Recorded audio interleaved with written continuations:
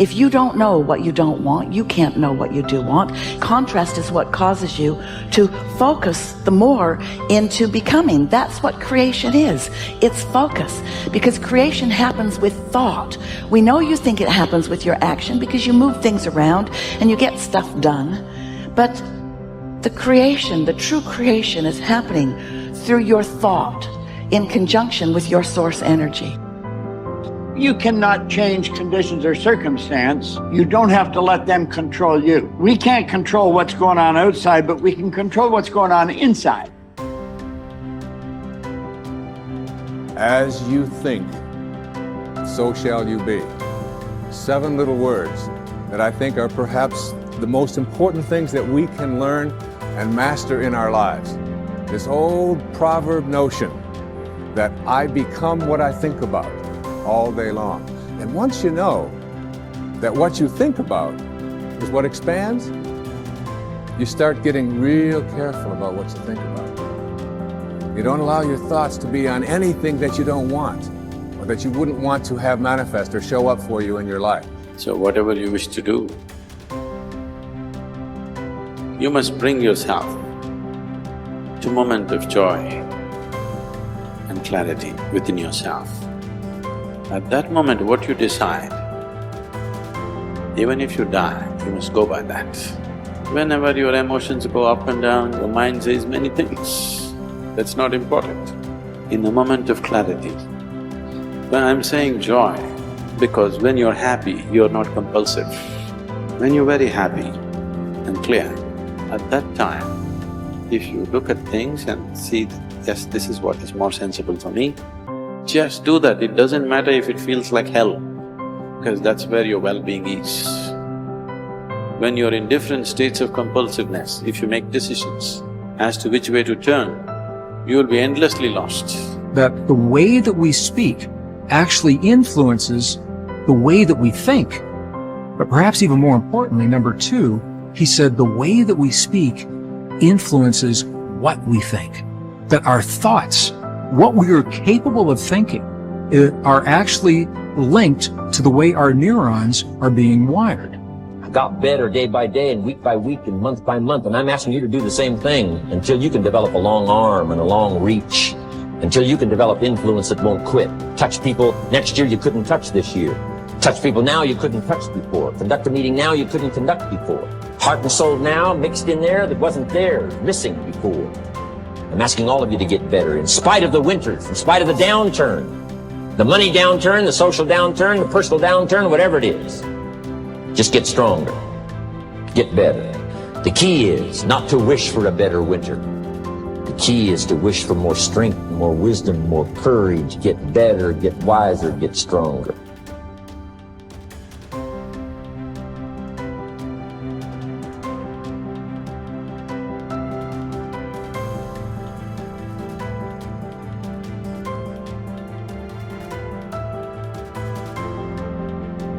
We're optimizing the conversation between the heart and the brain, between your heart and your brain. 3 steps. The first step is to simply shift your awareness from your mind into your heart. And what I found is in the Western traditions, for many people, that's easier said than done. I'll ask people, are you in your heart? And they'll say, yep, I'm in my heart. But what they are really doing is they're still in their brain thinking about what it would be like if they're in their heart. This is where the indigenous traditions come in. Our ancestors told us, and when I spend time with my indigenous friends, I say, how do you guys do this?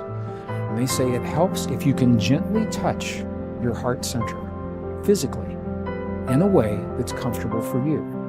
In the Mayan traditions, you see an open palm right on the heart. In many of the Middle Eastern traditions, you see the same thing.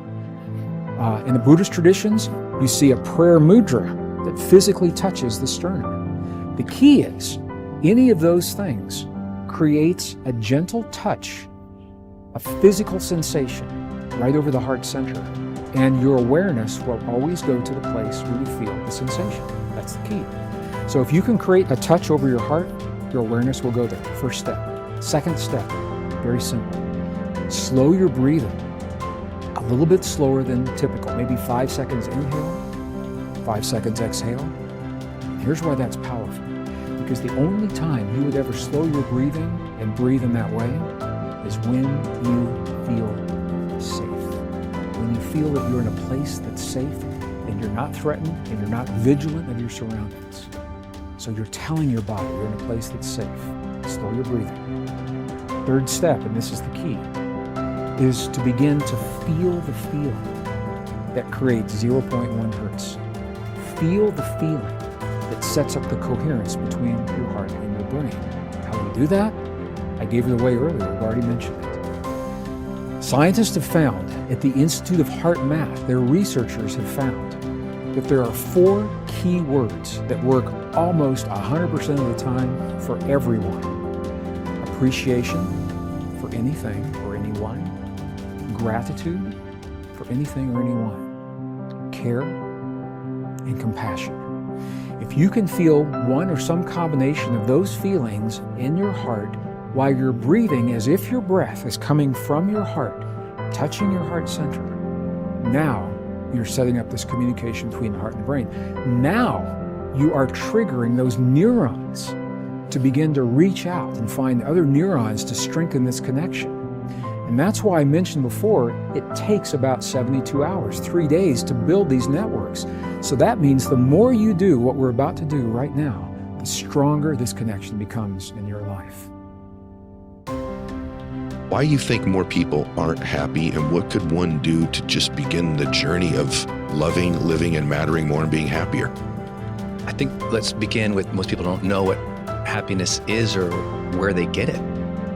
So I'll tell you what happiness is. Like the human desire and striving is we want a sense of aliveness.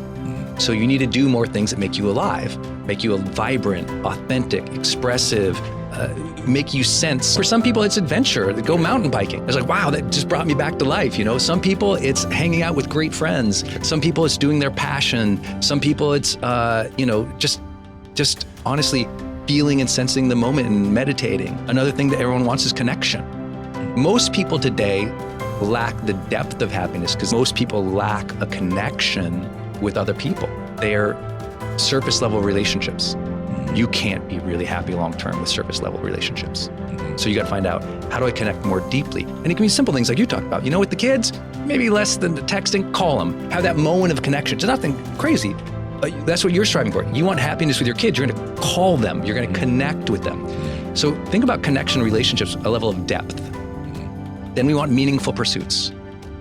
When I go after that, I love that pursuit. And notice it doesn't say meaning. A lot of people just say meaning. I said, no, it's meaningful pursuits. Because a lot of people we know who are really successful, they've already had a meaningful life. They're miserable because they're not pursuing anything anymore. You got that. You got to have that pursuit, man. Yeah. You got to find a pursuit. It has meaning to you. It brings you back to life. That's happiness. And then the middle of the triangle is the capital G, growth.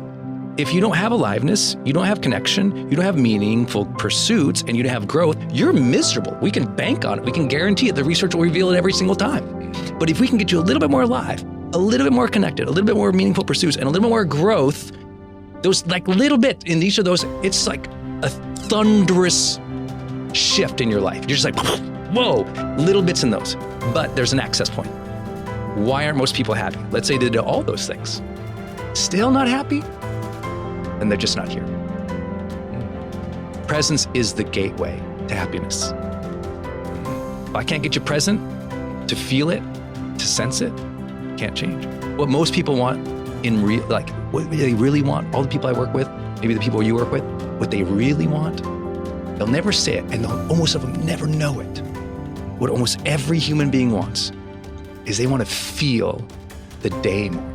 They got all these activities, they're blazing through. Get the kids to school, get this off to there, get that done, answer that email, get this project done. And even if they're moving towards things they find meaningful and they're awesome, but if they don't feel it, if they're literally not present, they're not mindful enough to sense it, to appreciate it, to feel grateful, to feel the joy, to feel the ups, to feel the downs, to feel the miseries, to feel the wins.